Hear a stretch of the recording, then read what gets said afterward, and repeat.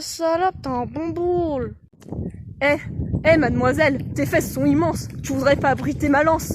Ah non, c'est un peu court, jeune homme. On pourrait dire, oh Dieu, bien tes choses en somme. En variant le ton, par exemple. Tenez, agressif. Madame, avec un tel fessier, il faudrait sur le champ le cacher. Amical.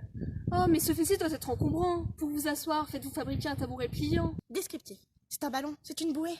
C'est un matelas. Que dis-je, c'est un matelas? C'est un château gonflable. Curieux. À quoi servent ces fesses malléables? De fauteuil, madame, ou bien de maquette de l'Himalaya? Gracieux.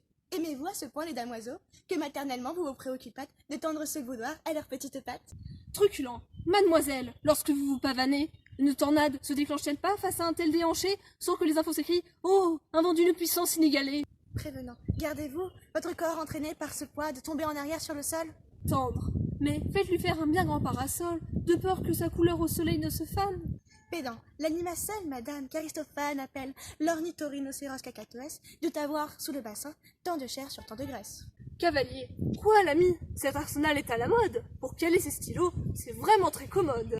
Empathique.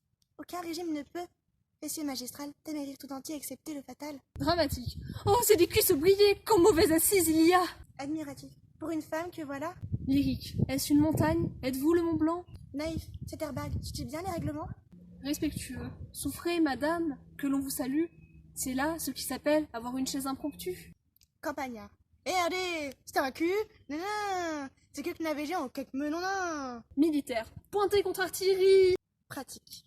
Voulez-vous le mettre en loterie? Assurément, madame, ce sera le grelot. Enfin, parodiant Pyram en un sanglot, le voilà donc ce fessier qui, des traits de son être, a détruit l'harmonie, il en rougit le prêtre. Voilà ce qu'à peu près, mon cher, vous m'auriez dit, si vous aviez un peu de lettres et d'esprit. Mais d'esprit, oh le plus lamentable des êtres, vous n'en eûtes jamais un atome, et de lettres, vous n'avez que les trois qui forment le mot sot. Eussiez-vous eu d'ailleurs l'invention qu'il faut pour pouvoir là, devant ces nobles galeries, me servir toutes ces plaisanteries? Que vous n'en eussiez pas articulé le quart de la moitié du commencement d'une, car je me les sers moi-même avec assez de verve. Mais je ne permets pas qu'un autre me les serve.